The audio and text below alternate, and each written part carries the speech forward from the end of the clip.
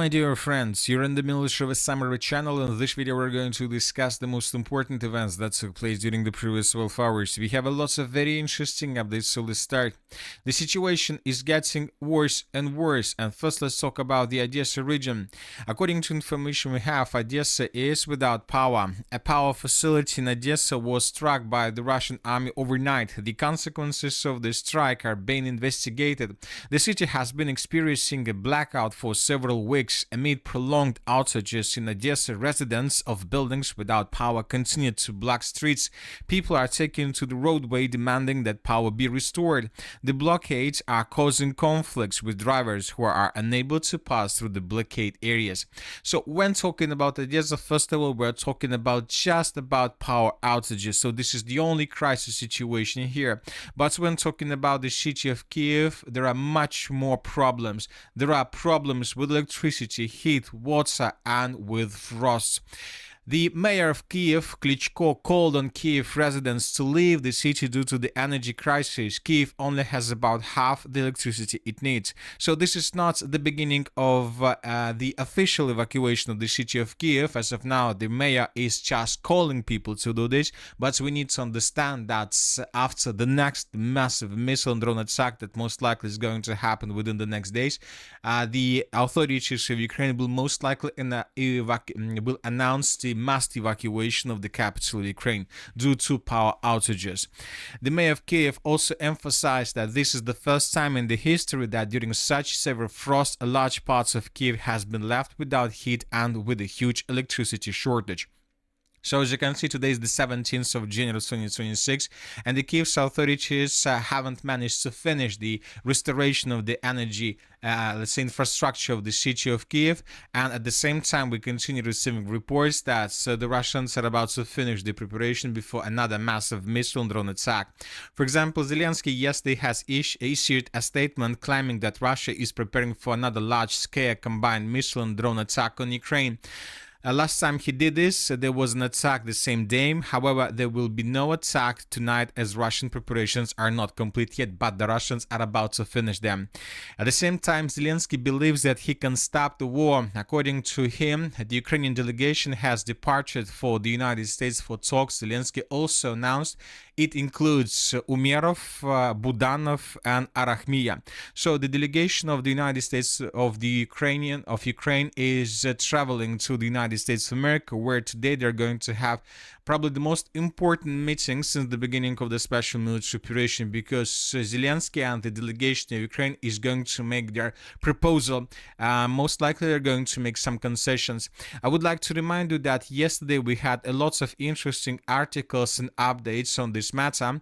If you remember, there was a meeting between the president of Czech Republic, Petr Pavel, and Zelensky himself, and according to the statements that were made by them, Ukraine is ready to make some concessions about the Donbas region in exchange for joining the European Union. Furthermore, this is the most important statement, that at the same briefing, Czech President Petr Pavel stated that Ukraine is prepared to make a number of painful concessions to achieve peace without specifying their content. He noted that Kyiv has already done much to ensure a possible solution is acceptable, provided it leads to an end to the war.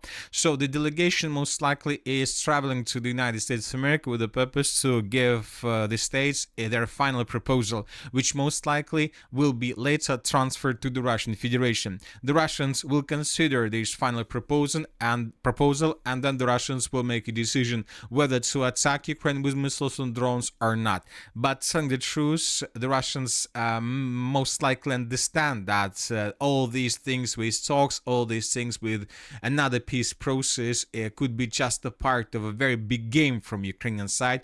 So telling the truth, I believe, and most likely the attack will take place. And this can lead to unpredictable consequences.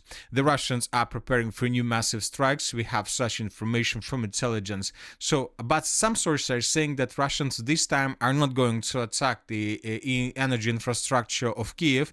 Some sources believe that the Russians are going to attack the western part of Ukraine and energy infrastructural objects in this area. So this can probably lead to the situation that Ukrainian authorities at the end will be able to stabilize the situation. Anyway, let's wait and see what is going to be next. But as for the previous night, according to information we have, the Russians launched 115 drones, and the Ukrainians are saying that they managed to bring down 96 drones. So this is the situation. Now let's discuss the situation on the ground. And first, let's talk about the Zaporozhye direction, where the Russians continue their offensive operation. During the previous 12 hours, lots of interesting updates were recorded. According to information we have, the Russians managed to improve their positions to the east of the settlement by the name of Stepnogorsk. So these are the changes on the ground between the dates.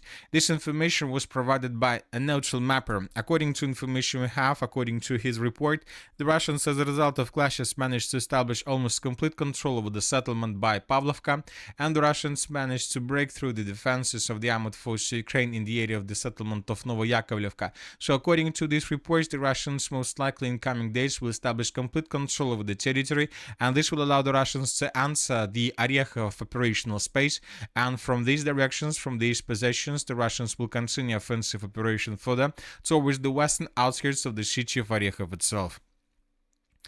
Another important update is coming from the eastern Zaporozhye direction. As you can see, during the previous 24 hours, the map was adjusted. So these are the changes between the dates. This is the end of the 15th of January of 2026. This is the 16th of January, and this is the beginning of the 17th of January of 2026. The Russians, according to pro-Ukrainian sources, managed to improve their positions further in the western direction from the river of Gaichur. This video was published by pro-Ukrainian sources, and here we can see how Ukrainians were bombing and attacking this fortified area that most likely was captured by the armed forces of the Russian Federation. Here we can see the moment how Russian soldiers were entering this stronghold. So based on this video, we came to the conclusion that this dense network of the fortifications was secured by the armed forces of the Russian Federation. Furthermore, right before we started making this video, pro-Russian sources reported that the settlement of Priluki was also captured by the armed forces of the Russian Federation. So before the next video, we will adjust the map, and most likely we're going to show something like this. So all these territories would be colored in Russian favor. Now let's move further. Another important video was published from the area of the city by the name of Pavlograd. I would like to remind you that the city of Pavlograd is the key city in the entire Donbas defense operation of the armed forces of Ukraine, because the major parts of the Ukraine's logistic is going exactly through this area. And today we received this video published by pro-Russian sources, and here we can see how a Russian drone was flying above the railway bridge, and the Russians are saying that the bridge was damaged or maybe even destroyed. So as you can see, the Russians are trying to show us the consequences of missile strikes or probably drone strikes. Anyway, according to this video, which is most likely very recent, Russians managed to damage the bridge, to damage the railways, which means that the Ukrainians are no longer able to use this road between the city of Pavlograd and the settlement of Lazova, because according to information we have, Ukrainians are using the city of Lazova and this railway logistic hub for further supply and support of the Slaviansk-Kramatorsk agglomeration. So we see that the Russians are doing everything they can with the purpose to stop the logistic completely and not allow the Ukrainians to receive additional and necessary reinforcements and reserves during the battle for the city of Slaviansk and Kramatorsk. Now let's move further and let's talk about the Dobropolye direction. The situation in this area is very critical, but the sources are saying that the Russians are about to resume their offensive operation in this area. As of now, the Russians are concentrating huge amount of forces in the area of the settlements of Belitska, Rodinska. I would like to remind you that several days ago there was a meeting between the chief of the general staff of the armed forces of the Russian Federation, Valery Gerasimov, and the commanders of the Group of Forces Center, which means that the Group of Forces Center received their final orders, and in coming days we should expect a very powerful offensive operation carried out by Russians with the purpose to improve positions significantly further in the northern and the northwestern directions of the Donetsk region. Now let's talk about the city of Konstantinovka. More and more sources are telling us that there are very heavy clashes for the settlement by the name of Ilinka, which is a part of the Konstantinovka agglomeration. So these are the changes between the dates. According to neutral mappers, the Russians, as a result of offensive operation, managed to improve their positions between the villages of Stepanovka and Ilinka. Furthermore, several pro-Russian sources reported that additional 3 lines were captured and secured by the armed forces of the Russian Federation between the villages of Ilinka and Berestok. So there are very heavy clashes exactly for this area, and it seems that the Russians are trying to do everything they can with the purpose to establish complete control over the territory along this red line. So this is a vital question for the Russians, because if they can't take these territories under control and to force Ukrainians to fall back further and deeper inside of the city of Konstantinovka, then from this configuration most likely we can start counting days before the fall of the city of Konstantinovka itself. So this battle for the city of Konstantinovka is the major battle of the late military winter campaign of the beginning of 2026. At the same time, the Russians continue improving their positions in the direction of the city of Slaviansk from many directions. The Russians, the neutral mappers, confirmed reports that were published yesterday by pro-Russian sources regarding the situation in the area of the village of Minkovka. So these are the changes on the ground between the dates. This is the end of the 15th of January, this is the end of the 16th of January, and this is the beginning of the 17th of January. We expect and believe that in coming days or even hours, the Minister of Defense of the Russian Federation will confirm Russian control over the territory. If Russians establish complete control over the territory, then they will continue offensive operation further towards the villages of Gogolubovka and Privilya. And once Russians take under control these 2 villages, this is going to be the end of the battle for this defense layer, which ends somewhere along this red line. And then Russians will begin the battle for the next defense layer that lays between the villages of Lipovka, Nikiforovka, Fedorovka, Druga, and Dibrova. And this is something like the last defense layer before the beginning of a very huge Slaviansk agglomeration, which includes the city itself, the settlement of Nikolaevka, and the settlement of Alexandrovka, which is the key defense city during the along the entire Slaviansk defense operation. So the Russians are advancing, and the Russians are pretty fast. At the same time, we have changes on the ground in the western part of the settlement by the name of Svyatopokrovska.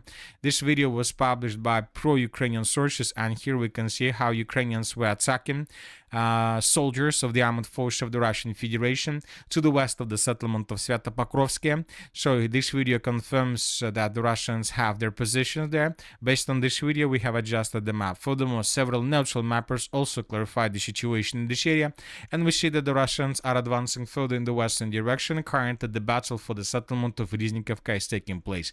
There are lots of strongholds, fortified areas around the village, and the Russians are trying to breach this territory.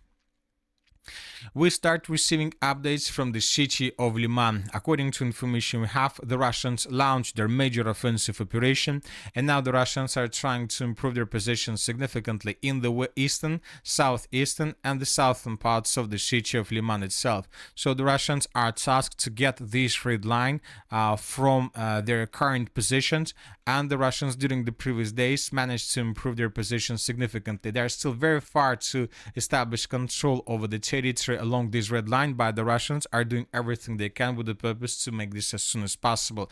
So this is the situation by the end of the 15th, this is the end of the 16th, and this is the beginning of the 17th of January of 2026. So one thing is clear, the battle for the city of Liman has begun. We are talking about a final assault operation. As for this area around the city of Konstantinovka, the situation continued deteriorating most of all for the Russian armed forces. Today, neutral mappers adjusted their maps again, showing that Ukrainians managed to restore control over the territories that they've lost since the probably late July of 2025 or something like this. As of now, we're not adjusting the map because we are waiting for additional clarifications, but I would like to remind you that according to the Minister of Defense, according to the commander of the Group of Forces West, the Russians control the city of Kupiansk completely, and the Russians are about to finish the battle for the city of Kupiansk-Uzlovoy. As you can see, there's a very huge gap between positions of Russian headquarters and Ukraine's headquarters, which means that someone is lying, and most likely we will understand this in coming days.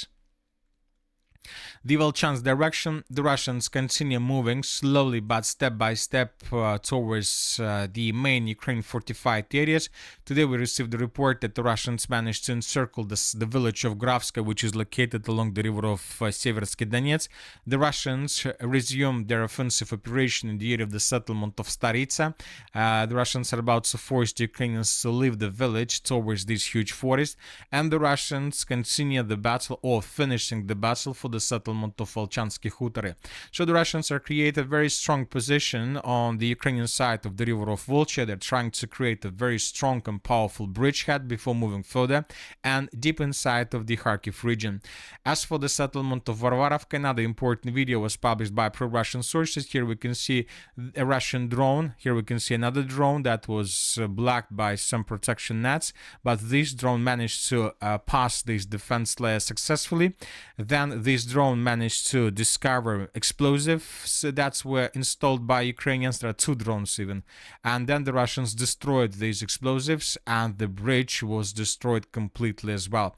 So the Russians have destroyed the bridge with the purpose not to allow the Ukrainians to bring additional reinforcements and reserves in the direction of the villages in the most northeastern part of the Kharkiv region.